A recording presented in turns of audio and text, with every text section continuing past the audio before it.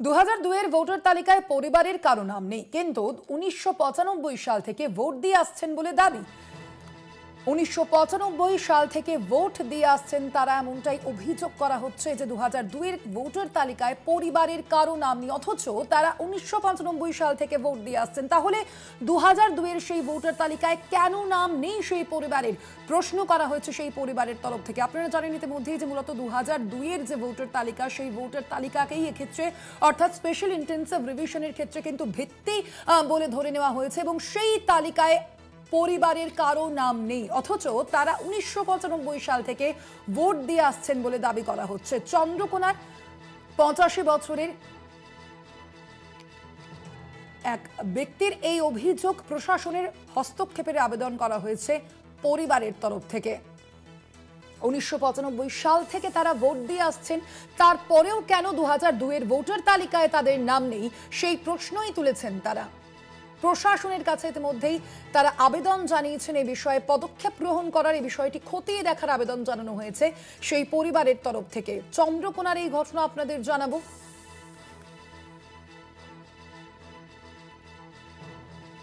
2002 এর ভোটার তালিকায় পরিবারের কারো নাম নেই, কিন্তু 1995 সাল থেকে তারা ভোট দিয়ে আসছেন, তারপরও 2002 সালের যে ভোটার তালিকা, সেই তালিকায় কেন তাদের নাম নেই সেই প্রশ্নই করা হচ্ছে সেই পরিবারের তরফ থেকে। চন্দ্রকোনার এই ঘটনা আপনাদের জানাবো। এসআই অর্থাৎ স্পেশাল ইন্টেন্সিভ রিভিশন বা ভোটার তালিকার যে বিশেষ নিবিড় সংশোধনের যে কাজ চলছে রাজ্যে, সেখানে মূলত 2002 সালের যে ভোটার লিস্ট তাকেই কিন্তু ভিত্তি বলে ধরা হয়েছে, এবং সেই তালিকাতেই নাম নেই বলে সেই পরিবারের অভিযোগ। কিন্তু তারা 1995 সাল থেকে ভোট দিয়ে আসছেন বলে দাবি করা হয়েছে সেই পরিবারের তরফ থেকে। ইতিমধ্যেই প্রশাসনিক হস্তক্ষেপের জন্য আবেদন জানিয়েছেন তারা। আমরা আরো বিস্তারিত জানবো এই বিষয়ে। আমাদের সঙ্গে ফোন লাইনে রয়েছেন প্রতিনিধি মধুসূদন ভট্টাচার্য। মধুসূদন, সেই পরিবারের তরফ থেকে ঠিক কি অভিযোগ করা হচ্ছে, তারা কি প্রশাসনের কাছে এই বিষয়ে দ্বারস্থ হয়েছেন? একদম, দেখো সোনালী, 2002 সালে যে ভোটার তালিকা, সেই ভোটার তালিকায় পরিবারের কোনো সদস্যেরই নাম নেই।